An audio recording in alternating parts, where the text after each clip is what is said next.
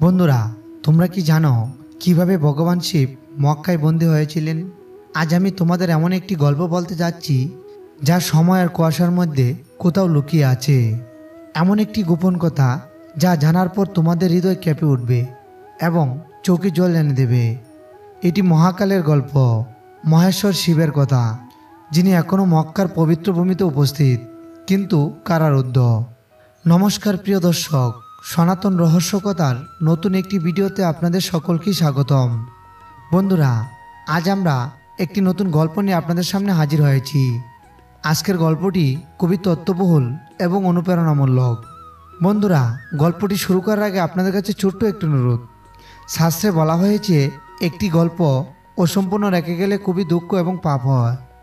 দয়া করে শেষ পর্যন্ত এই গল্পটি শুনুন এবং যদি আপনি সত্যি ভগবান শিবের ভক্ত হয়ে থাকেন, দয়া করে ভিডিওটি লাইক করুন এবং আমাদের চ্যানেলটিকে সাবস্ক্রাইব করে কমেন্টে লিখুন হর হর মহাদেব। তাহলে চলুন দেরি না করে আজকের অনুপ্রেরণামূলক গল্পটি শুরু করা যাক।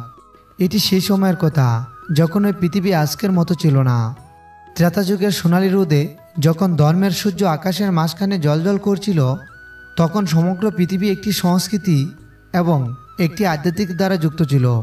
সেই সময় আরবের ভূমি আজকের মতো বালুকানাময় ছিল না। সেখানে ছিল সবুজ উদ্যান, নদীগুলি গুনগুন শব্দে প্রভাবিত ছিল এবং সেই পবিত্র ভূমির মাঝখানে ছিল একটি চমৎকার মন্দির। এটি ছিল মক্কেশ্বর মহাদেবের মন্দির। হ্যাঁ বন্ধুরা, এটি হলো আজকের মক্কা, যেখানে আজ লক্ষ লক্ষ মানুষ তীর্থযাত্রা করতে যান। কিন্তু আপনি কি জানেন যে সেই স্থানের আসল নাম ছিল মক্কেশ্বর? এই শব্দটি সংস্কৃত থেকে এসেছে।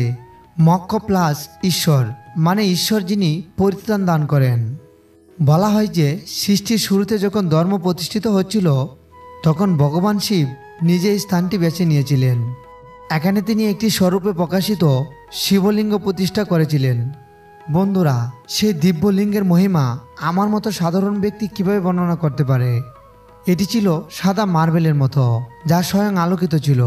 রাতের বেলায় মনে হচ্ছিল যেন আকাশ থেকে চাঁদ পৃথিবীতে নেমে এসেছে।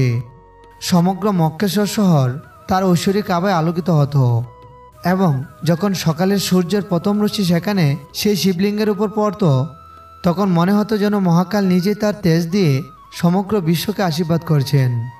সেই সময়ে মক্কেশ্বর মন্দিরের মহিমা 3 লোকে ছড়িয়েছিল।